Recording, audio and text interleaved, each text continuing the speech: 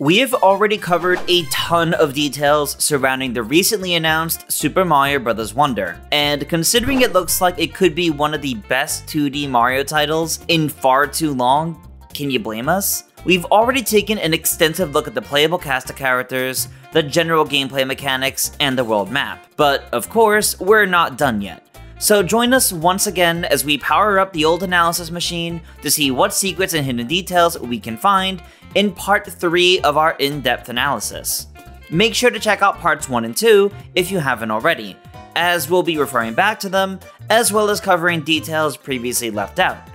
So with that out of the way, let's ease back in with some updates to the general gameplay. There were a couple of details that we brought up previously in part 2 that we would like to dive deeper into, after listening to you guys in the comments. Firstly is Yoshi. We brought up various reasons why he may be an easy mode character, similar to Nabbit in being unable to take damage. However, some of you eagle-eyed viewers noticed that this yellow Yoshi actually lands on the end of one of these missiles for a moment, crouching down before sliding off of it. So these may not actually be enemies, and instead special platforms, meaning that, as far as we know, we may not have any evidence of Yoshi being immune to enemies. Phew, that's a relief. But in all honesty, I do still believe Yoshi may be some kind of special character with his unique abilities. And heck, we don't even know if he can swallow enemies yet. Next up, the crown. Many have been wondering what its purpose is, and while we had some ideas in the previous video, there are still a few points worth mentioning. While several clips suggest that the crown may indicate player 1, we should be able to tell the first player based on the leftmost position of the lives, and sometimes the crown is worn by somebody else, such as the red Yoshi, who should be player 2 here, or Daisy, who should be player 4. So it's not to identify player 1. We also see the crown disappear and reappear a few times when the players reach the top of the flagpole at the end of the level. Could it indicate who reached the top last? Well, maybe, but then wouldn't it appear over Luigi, Peach, and Toad here too? It clearly appears multiple times though, almost as if it indicates several players have earned it. Besides, this wonderful to the side has a gold flag, likely serving as the indicator for reaching the top of the flagpole. So, as it stands, the exact purpose of the crown, or rather how to obtain it, is still unknown. But it certainly seems to indicate that a player is somehow in the lead over the others, like we've said before. Finally, in part 2 of our analysis, we pointed out this icon on the left with the A button, and we said it was tied to power-ups kept in reserve. Now, many of you in the comments wanted us to take another look at this, and upon closer inspection, it does seem to be tied to something else. Firstly, if it was a reserve item, surely we would see it indicated somewhere on the world map, even as the empty slot we see in nearly every gameplay shot. Nearly being the key word here, because it's actually nowhere to be seen in this clip of Mario and Peach gliding along. It can't be that the item in it was used up, because every other instance we see is an empty slot, but here it's just missing. So what gives? Well, we can actually see some other instances of it being different. Remember back in part 1 of our analysis when we were talking about different wonder effects? And how some of them even seem to transform Mario and friends? Well, these may be what's tied to this A button, because in these clips with Mario stretching, as well as a giant rolling ball, the A button is actually missing from the icon, meaning whatever would be here can't even be activated. Probably because it already is. So perhaps rather than these just being a result of the wonder effect, could these be special transformations triggered with the A button during certain wonder effects? The extra slots in multiplayer still seem a bit off though, unless it doesn't activate for everyone at once. Regardless, if this is only tied to wonder effects, perhaps the reason it doesn't appear in this gliding clip is because this level has no wonder effect. It's hard to say for certain at this point, of course, but it's worth keeping in mind. Though, this does beg the question, if the A button holds this special ability, what does that mean for the rest of the controls? Well, 2D Mario games typically operate with the A button to jump and the X button to run or use abilities, such as throwing fireballs from a fire flower. The thing is, these controls also work for the B and Y buttons respectively, with B to jump and Y to run. So it's possible that this time around, rather than choosing between which 2 buttons players want to use, all 4 buttons will have a use. Anyway, now that we've gotten even more gameplay details done, let's talk about these individual levels, starting off with the different themes.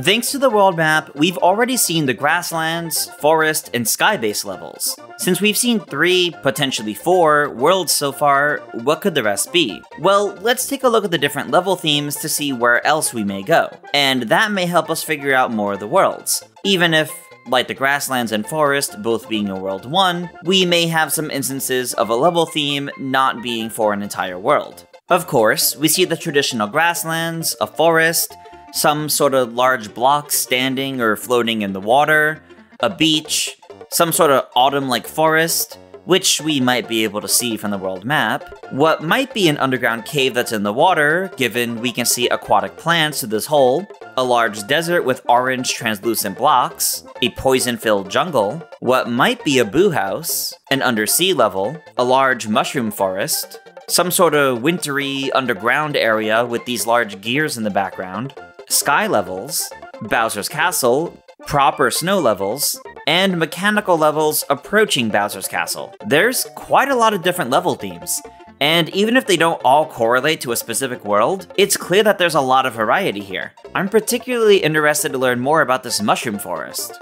So if we assume this opening clip is from the very beginning of the game, being the start of the first level, Welcome to the Flower Kingdom, then we actually see a decent amount of this first level. This first clip ends near this large 10 purple coin closed off by brick blocks. And that's exactly where the final clip with Elephant Mario picks up. So by putting these together, we can see even more of this first section. But even more of the level is likely revealed by this Wonder Flower clip. This little cutscene that plays as it opens up, coupled with the flower being wowed by it, it definitely seems like the introduction to this mechanic, meaning it likely also comes from the first level. So that means the level starts as the trailer opens, lets Mario become Elephant Mario, then sometime later he passes through a horizontal pipe, activates some Wonder Buds to make warp pipes spawn everywhere, activates the Wonder Flower to turn the level all silly, collect the first Wonder Seed over a fountain, which ends the Wonder Flower, and eventually we reach the end of the level, with more warp pipes spawned by Wonder Buds acting as platforms to reach the top of the flagpole. We're pretty confident that, at this point, we've seen a good portion of this first level. But now let's take a closer look at the end of the level. We see it starts off like the traditional end of a 2D Mario level. A flagpole with a Bowser flag that, once Mario and friends reach the flag, gets taken down and replaced with a player flag. We can see off to the right a small portion of the usual fortress from the 2D Mario games, though it looks a bit different, with some sort of white bulb on top.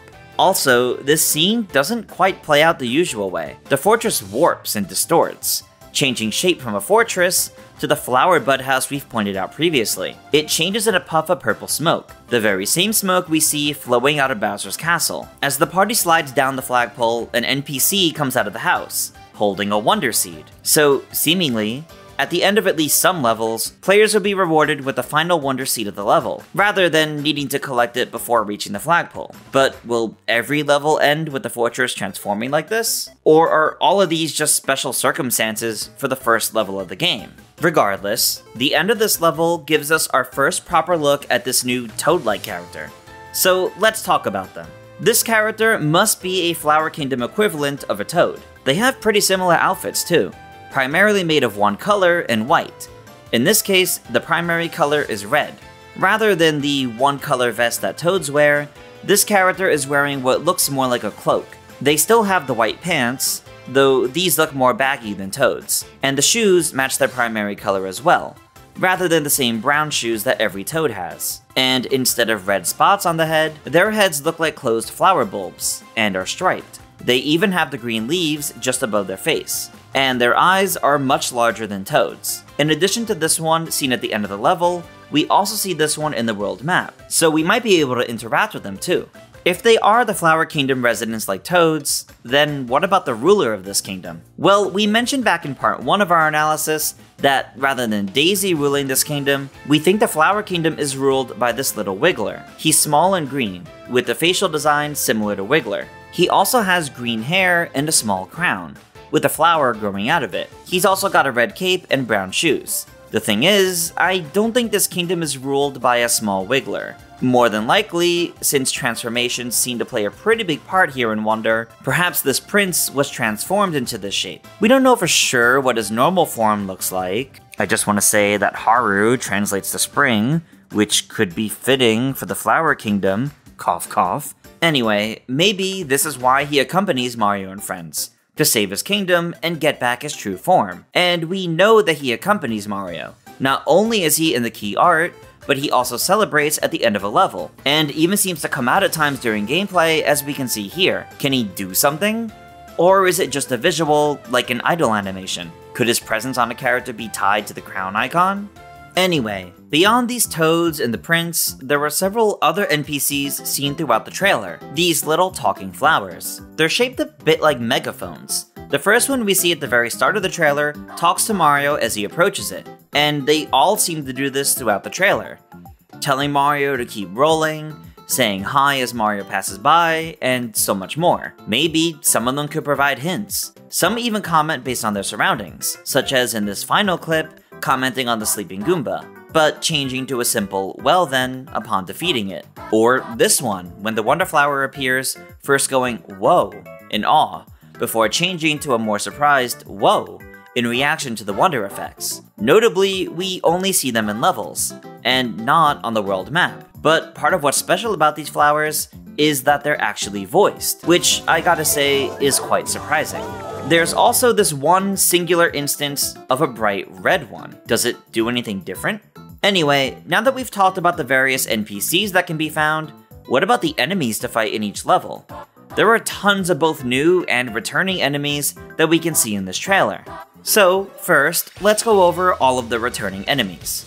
We can see Goombas, Red Koopa Troopas, Red Koopa Paratroopas, Spinies, Cheep Cheeps, and Goombrats.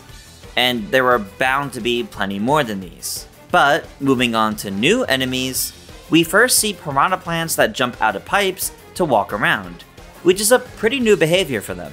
Next, we see green spiky enemies that look a bit like traffic cones. They react as Mario approaches, charging up and leaping into the air. And in the same clip, we can see a large purple cloud enemy. It has a sinister look on its face as it watches Mario approach, but we don't see it actually do anything. Could it drop projectiles, like a thunderstrike? Or is it just serving as an aerial obstacle? Well, we actually see a smaller version of this cloud enemy in the skydiving section, moving along the bottom.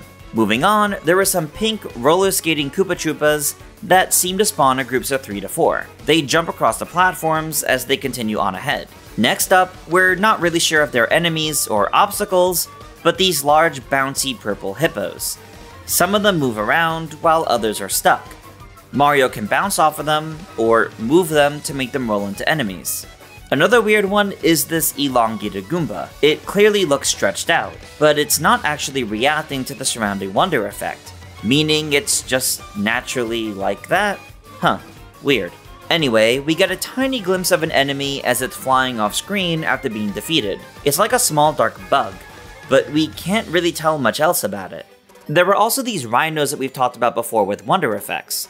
It's hard to say if they're enemies or not, but we wanted to make sure to include them. Next up is this enemy that looks a bit like a chipmunk. It has a black shell on its back, and it's running away from a red shell. But is it reacting to the shell, or does it normally just run from the player? Regardless, it gets cornered against a wall, and its expression changes before it meets its doom. Another pair of weird enemies are these balloon-like fish. They seem to fly through the air, and the player can use them as platforms to bounce higher up. The green ones seem to follow a set path, while the pink ones may follow the player, since this one is keeping an eye on Toad. Another enemy that's quick to miss is this little snail. It's green with a purple shell. It seems to climb up this pipe, so at the moment, it's not really in the way as an enemy, but it likely climbs up to the top and then becomes yet another creature to stomp. But what else could it do? Moving on to the other enemy of this clip is this new enemy whose design is reminiscent of classic Hammer Bros and Sledge Bros. It has large hands and seems to be focused on pushing objects. In this case, Daisy needs to push against it to restore this pipe into place. Could these enemies do other things? Or do they only push objects? Next up are these spiked enemies residing in underwater warp pipes. They seem to move in and out as moving hazards, and something tells me they can only be avoided, and can't actually be defeated. Moving on to these stacked enemies, they almost look like flat green ducks. They're stacked like Poke segments, but it's hard to say if they can do anything else. Next up is this little enemy that gets defeated in the snowy level. It looks a little bit like a mix between a Goomba and a Ninja, but white. Perhaps it just walks and jumps around. And on to the last of the normal enemies, these missiles. We've talked about them extensively before, as well as the uncertainty of them being enemies, obstacles, or moving platforms, but given the resemblance to bullet bills, they are likely enemies. Okay, now that we've got all the normal enemies out of the way, let's talk about this boss fight in Bowser's castle. What's happened to Bowser Jr.? His body's a dark blue, and his head is black.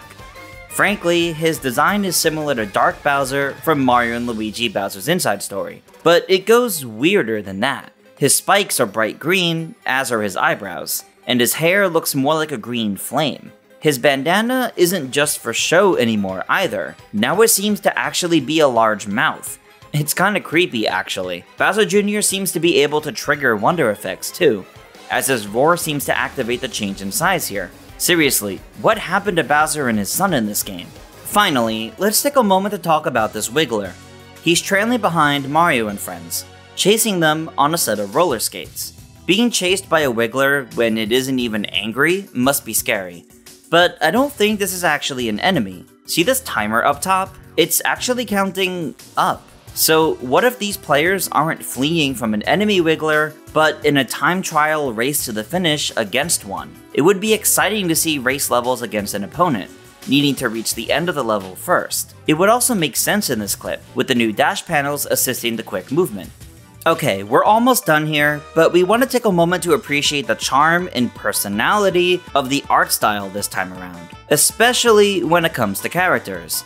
The emotion on enemies' faces and how they react to the player are great, but the playable cast are even better. The amount of joy on their faces as they leap into the air, the determined look on Mario's face as he runs, the charm of grabbing his hat before entering the pipe and peeking around when exiting, even the single frame expressions of players bumping into objects. There is so much personality this time around, and it is so charming. But one thing that's extra special are the references in these animations. Since the art style is reminiscent of the 2D artwork, it makes the animation references more clear, such as Mario's standard jump, this jump that looks similar to the Super Mario Bros. 3 box art with Mario's arms spread out, and more. Perhaps my favorite though is Yoshi's slight redesign.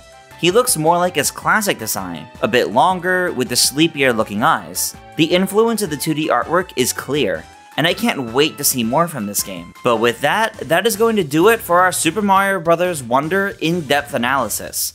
Across all three parts, we have talked extensively about the playable cast, general gameplay, world map and individual levels and their various themes, potential story and lore, different NPCs and enemies both new and returning, and so much more. So with that, thank you all so much for watching part 3 of our analysis. Make sure to stay tuned to GameXplain for plenty more on Super Mario Bros. Wonder, as we'll be doing all sorts of coverage leading up to its release on October 20th. Until next time, farewell everyone.